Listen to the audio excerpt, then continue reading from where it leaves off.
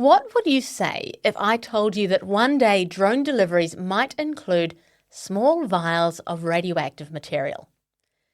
Would it be something clever like that won't fly? Well, do I have news for you? I'm Rachel Williamson, and this is Phase 3.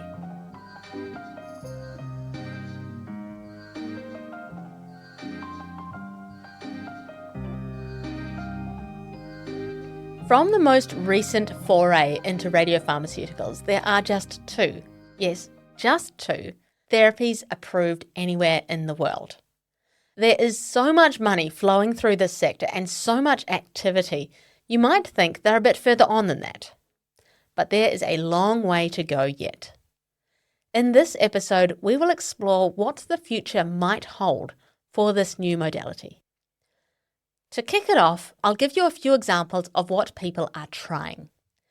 Since about 2011, the idea of a cyclotron on a chip, that is a particle accelerator on a chip, has been popping up in different labs around the world. No one has figured it out yet, but the US Defense Innovation Agency, DARPA, keeps funding projects that are trying to miniaturize these devices.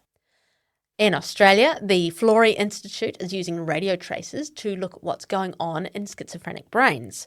Monash University research fellow Dr Bianca Jupp is working with fluorine-18.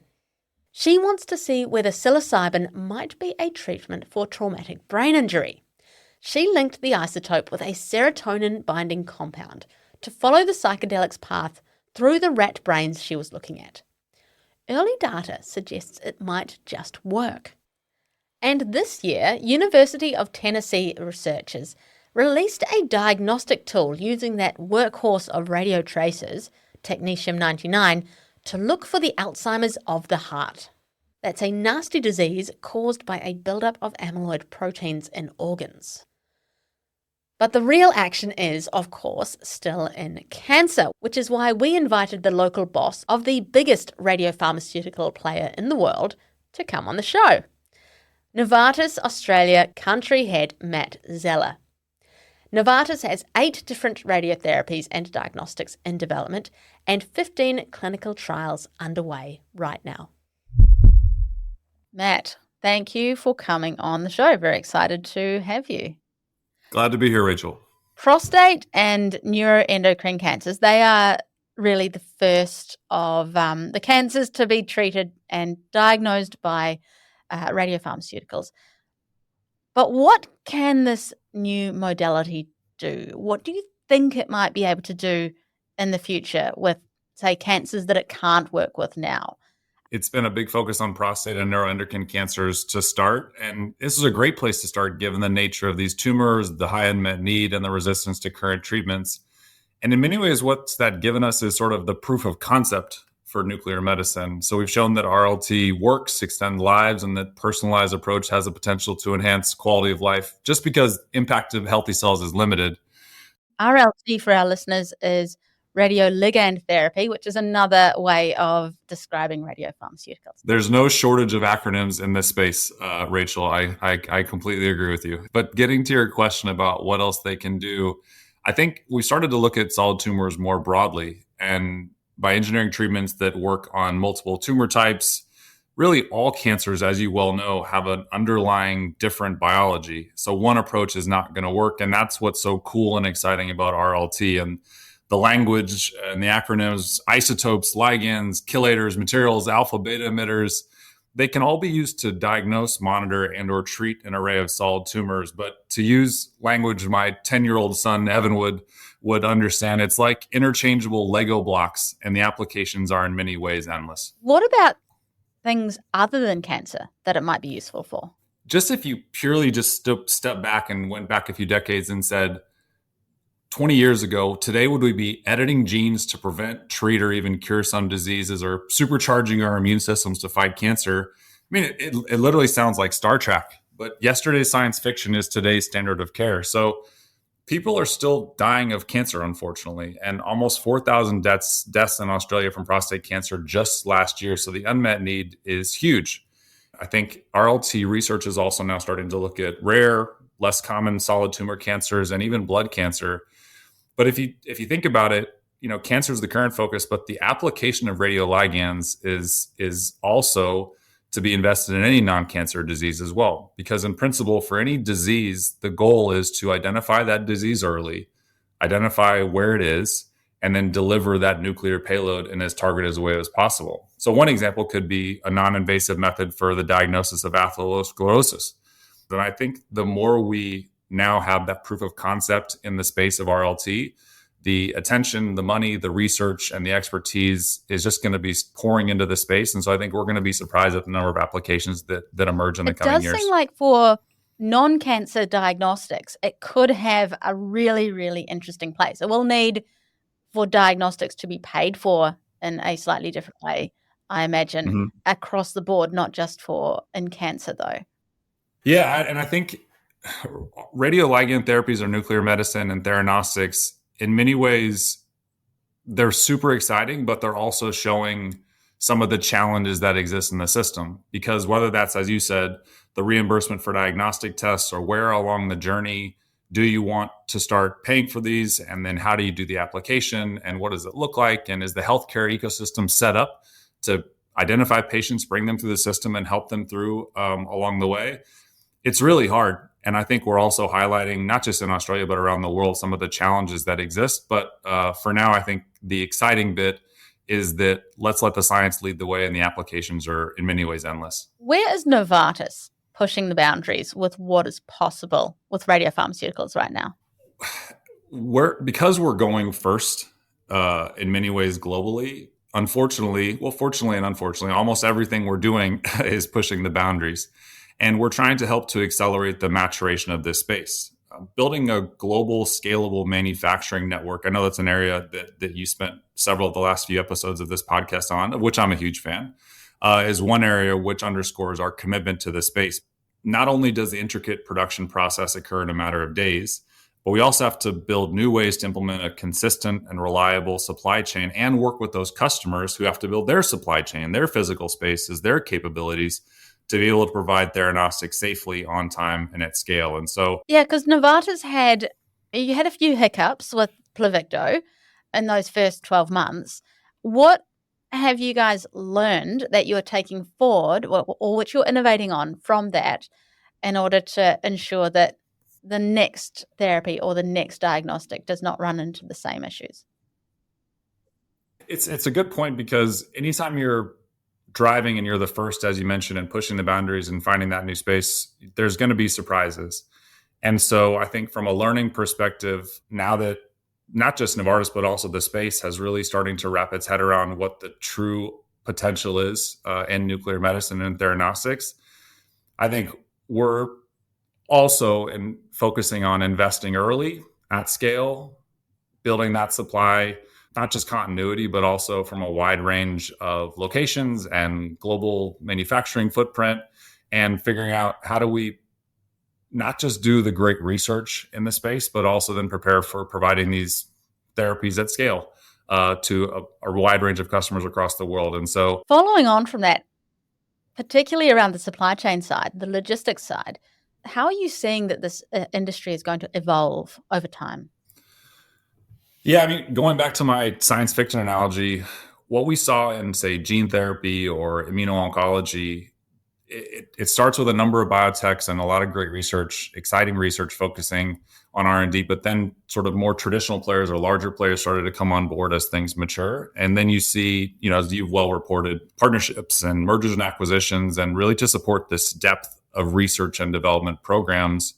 But ultimately, I think in the future, you're going to see a large mix of players internationally as well as locally. You're going to see a wide range of supply chains, approaches, modalities, cancer, non-cancer applications, but also now the health system in both Australia and globally. We're going to have to think very differently about some of these pieces for RLT to be delivered at scale, but I hope that science will lead the way as it has in other modalities in the past. Can you give an example of one of those ways that we will have to think differently? I think the ecosystem, both in terms of the reimbursement and the delivery and the organization, the patient identification and treatment, is still in its infancy. And so the example would be, how do you have this great research and how do you then get it to the patients that need it? Because ultimately, that's the only thing that matters. Can we have broad, consistent, and equitable access to patients? Can they be supplied at scale to all Australians? And it's going to be a challenge. We're going to have public players, private payers, government stakeholders all work together to navigate and evolve the access pathways. But what's so exciting and unique about Australia is that Australia could and should be one of the absolute leaders in radioligand therapy. But to answer your question, how are things going to have to evolve? Research now has to move to broad application, and that's going to be the challenge for all of us to solve together. My final question is always to ask you to look into your crystal ball. What do you think radiopharmaceuticals will look like in 40, 50 years? And what do you hope it will be able to do? 50 years. That's a long time, Rachel. But I hope we are living in a world where genomics and radiopharma collide. I hope that there's a suite of radioligand therapies that can be customized to the person, to the disease at the right dose, can be utilized to identify early and treat various cancers, and that whole range is not just known, but also available to clinicians and patients across all of Australia. I hope we have a future where personalized medicines are reimbursed and accessible to everyone. And I hope that the health ecosystem is set up to deliver those therapies safely and at scale and as early in the patient journey as possible. And lastly, I would just say, if we're hoping together this morning, I hope we have a world where we've mastered personalized treatments to the point that all people with cancer are living well, or maybe even cancer as a chronic disease. Maybe it's a disease of the past. That was Novartis Australia Country Manager Matt Zeller. The future of radiopharmaceuticals in cancer could be a pan-cancer therapy. That's one idea bubbling around in the brain of Dr Melissa Benson, an analyst with Wilson's Advisory and our next guest. So the current trend in radiopharmaceuticals is that it's something of a land grab right now by large companies, mostly looking to buy up isotope supplies. So what are you seeing would be the next stage in investment and M&A? So I think the isotope supply is really interesting and super important, but then there's the step between having an isotope and then getting it into a human as a finished drug. And so I think, we've seen a big land grab in isotope supply, but perhaps not so much yet on that middle stage of the contract manufacturing and really the fill and finish. And so that sounds simple, but, generating an isotope and then you've got to conjugate it to its linker, get it to its targeting molecule and get that in a vial in a sterile manner to a patient. That's really quite something to do. That is not something that I guess the traditional contract manufacturers have really done in the past. And so I think there's material investment that needs to go into this side as well to produce that finished clinical dose product. There's a little bit of a parallel perhaps we could draw to like cell and gene therapies, where they had a similar challenge in that the specialized contract manufacturing infrastructure really wasn't there to support their market. But since you've seen the emergence of these specialized CDMOs just on those modalities. So that's something I expect we could see coming down the pipeline in radiopharma. So are you almost looking at that sector of the industry as an example of where radiopharmaceuticals could go? Look, I think there are some parallels perhaps on the manufacturing, the logistics challenges side. But I think to me, the bigger parallel of where radiopharma could go is more something like the immune checkpoint inhibitors. And really, they're almost a 15-year-old market, but they're still growing, they're still expanding, they're still going into new indications, and they've really become a new pillar of oncology. That to me is probably the bigger parallel I draw to radiopharma. Why? I think because you've seen immune checkpoint inhibitors really started out with, one indication, like melanoma was it. And that was really the focus for quite a while, actually, before we then saw it expand into so many other cancer indications. And I kind of think of radiopharma a little bit in the same way that, prostate cancer today, and whilst it's not the first approved radiopharma indication, it's really been the one that I guess has shone a spotlight on it. But we can see down the line, like the breadth of indications where this modality could have benefit is so significant. So are there any therapeutic areas or biological aspects that you're keeping an eye on as the next big thing, or where investment is likely to converge? So it's interesting. Investment is absolutely still converging in the therapeutic areas we know today, because I guess they're lower risk, and that's prostate cancer and neuroendocrine tumors. They're proven concepts. So there's a lot of investment going there, but there's absolutely a lot of investment going into new cancer indications that obviously require new targets. And the thing that I think is super exciting are some of these new pan-cancer targets. So they are, when you're looking at a target, and this is kind of the opposite of PSMA, which is obviously focused on prostate cancer. This is where you've got a target that's expressed on many different types of cancers. There's three, I guess, that are kind of high on my list that I kind of follow closely. Things like GRPR, Clarity and Novartis both have programs there. CA9 is something that Telix and Debiopharm are both working on, and GCP1 is another interesting one where Glytherics are focused. It's time for some acronym explainers.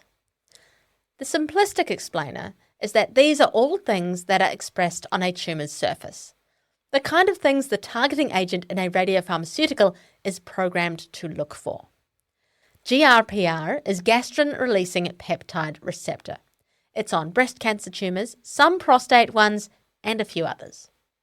CA9 is carbonic anhydrase 9, and GCP1 is glypokin 1.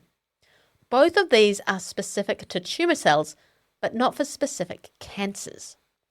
This is where they're really exciting, because it means that one drug could treat several cancers at a time, and that is a dream asset for pharmaceutical companies. What kind of milestones, industry-wise, should we be looking out for as an indication of how it will sort of evolve in the future? Well, I think thinking about reimbursement, we've already seen huge progress on that front this year, which could be validated, early next year. And that's really come about from the Centers for Medicaid and Medicare in the US, the major kind of reimbursing government body there. They've proposed a change to how radiopharmaceutical diagnostics are going to be reimbursed. And that's really kind of groundbreaking. So rather than having them have this kind of honeymoon transitional pass-through period when they first get to market, and then they typically would have been bundled into the cost of care. So something like the cost with the PET CT scan, which is how we've seen other diagnostic PET agents paid for in the past. But they've implemented this proposed change where these would be separately paid for outside of that bundling. And I think that's really quite pivotal for a couple of things, for the pricing stability of those products. So the investment that people can see, including, investors, big pharma, into diagnostic side of the market, where I think everyone has been traditionally very focused on the therapeutics. Yeah, it certainly makes diagnostics worth the effort as exactly, other than just a testing ground for your therapeutic. Correct. And I think it's also validation of how important these diagnostics are and how much clinical value they're adding versus some of the prior, simpler diagnostics, in that they're really critical for diagnosis and clinical intervention, but they're also really critical for evaluating a patient for radioligand therapy. So they're so much more closely tied to, and that's obviously the concept of theranostics, right, is tying the two together. And I think that proposed change, that if it's finalized and goes through the beginning of next year, January next year, we will see that. And I think that really validates the clinical utility, but also, I guess, the investment opportunity in diagnostics, which I think was probably previously just wasn't as much of a sure thing. Where are the key obstacles that might prevent this industry evolving into something bigger in future?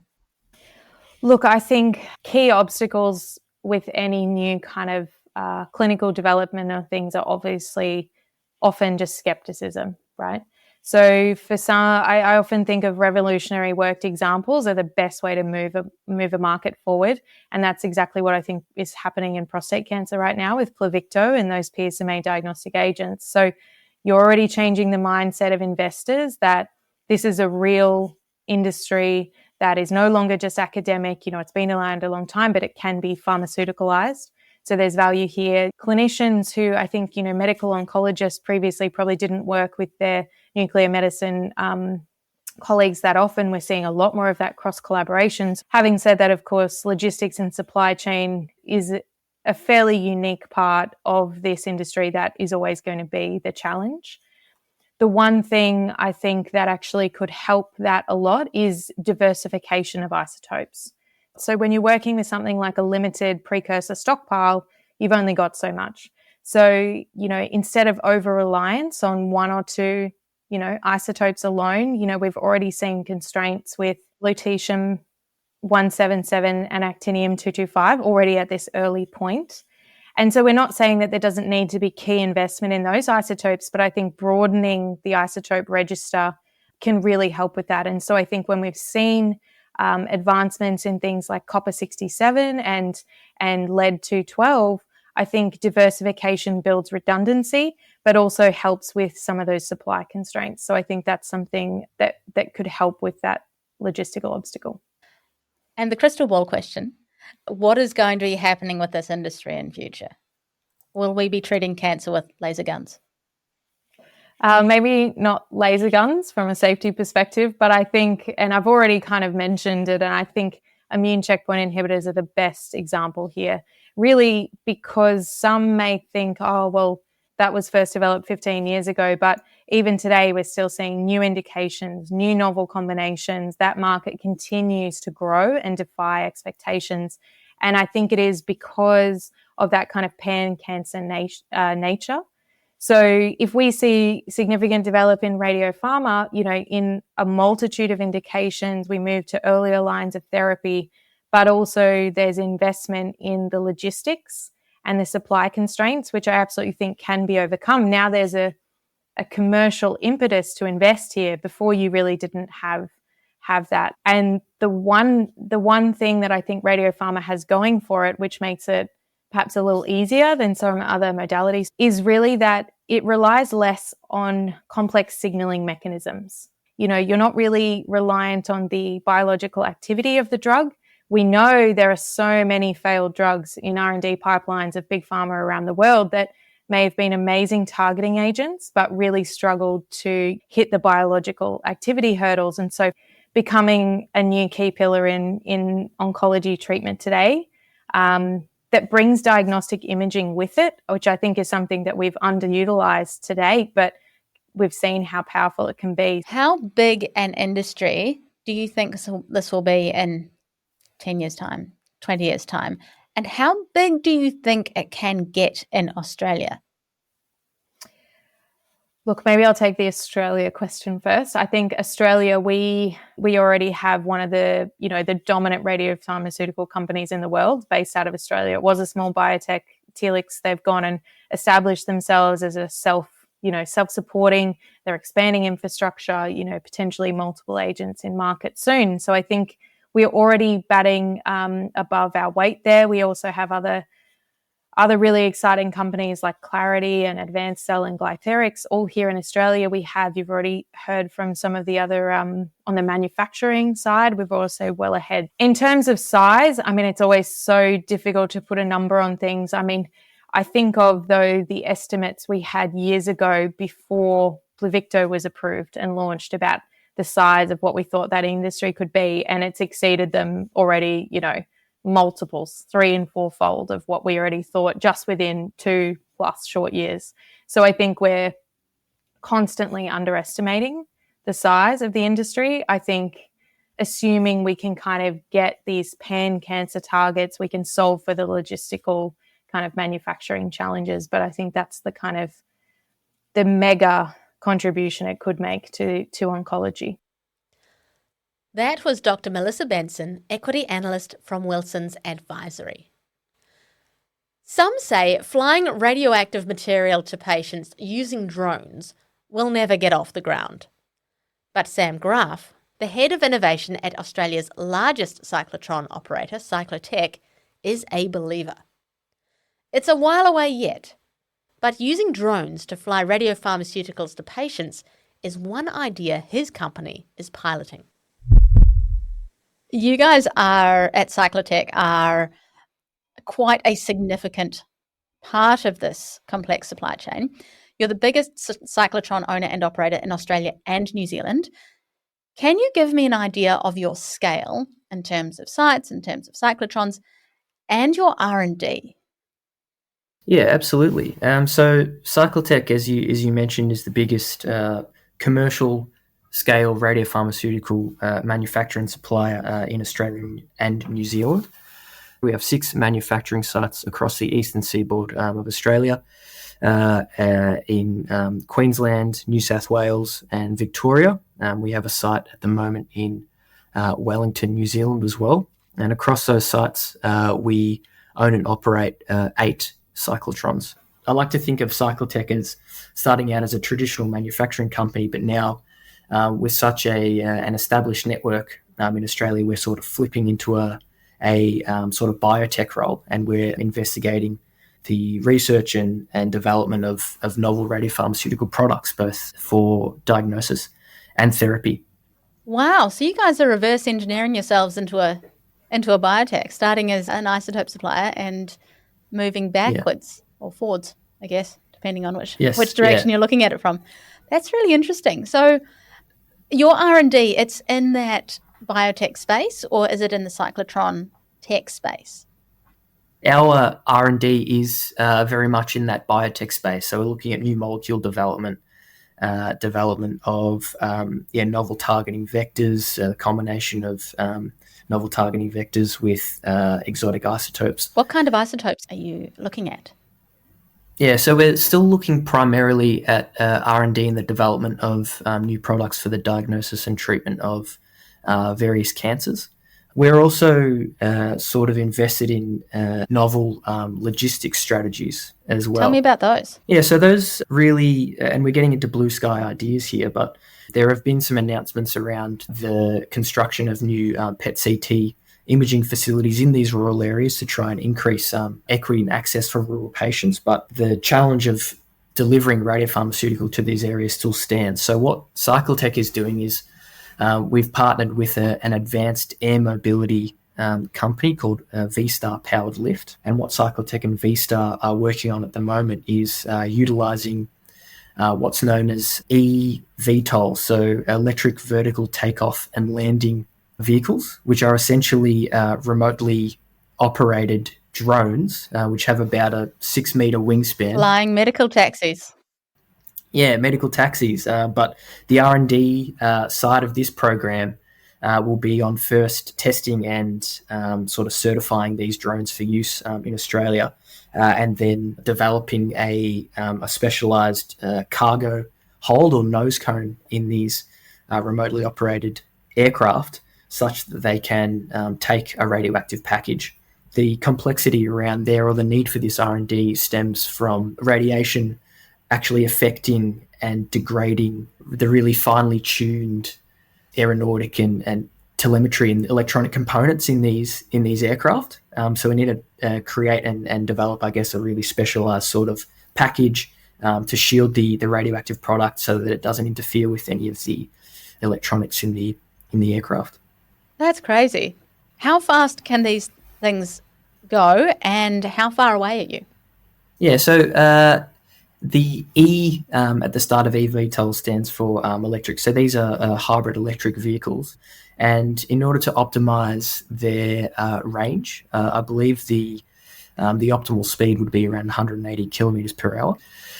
We're quite close, I would say. Cyclotek and V-Star have been collaborating for some time, and within, I'd say, a few years, we will be testing these aircraft. Precision medicine requires precision logistics and supply, and that's what we're doing.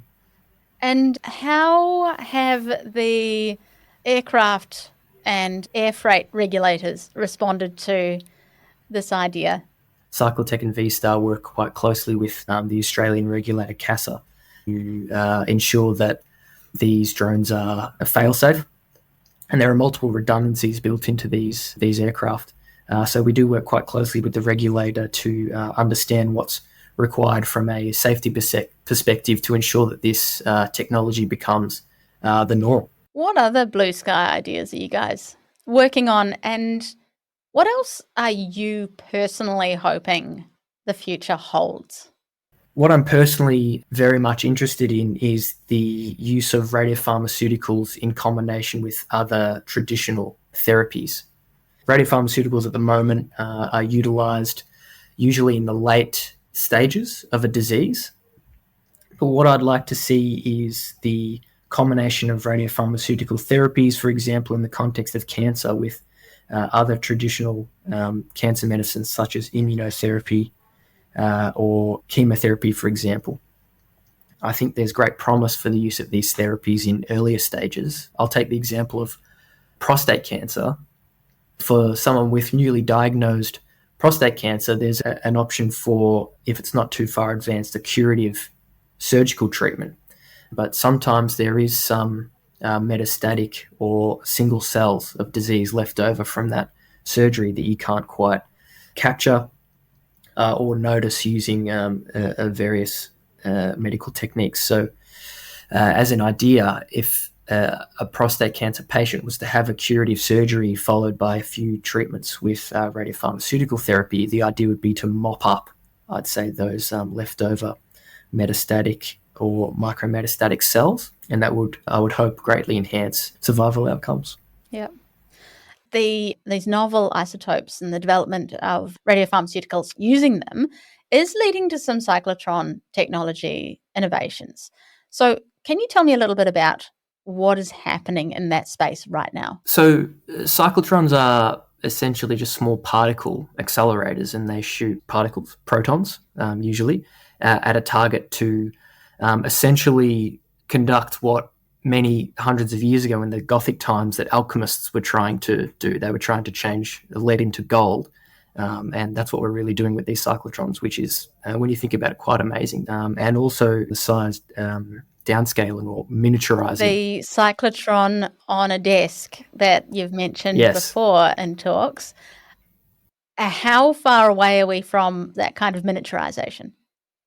Yeah, sure. So I think Cyclotek's cyclotrons that we own and operate at the moment are not miniature, I would say. They're maybe 2 or 3 or even 4 cubic meters in size, which is still quite large. But if you compare the differences in size from the very first computers that Alan Turing developed compared to now, I'm talking to you on a laptop, the size or the shrinkage of these cyclotrons and the technology, I think, is following a similar pathway. That was Cyclotek Head of Innovation and Partnerships, Sam Graf. Radiopharmaceuticals is unlike other biotech ideas. The drugs and diagnostics begin melting away from the minute they're made and have just hours to be used.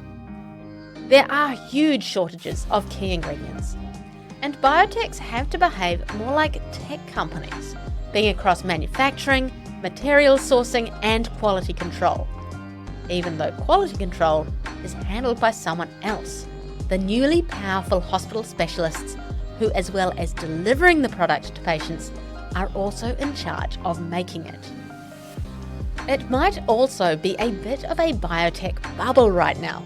Only 2 therapies have been commercialised since radiopharmaceuticals took off again, versus the 230-odd clinical trials currently running around the world in this space.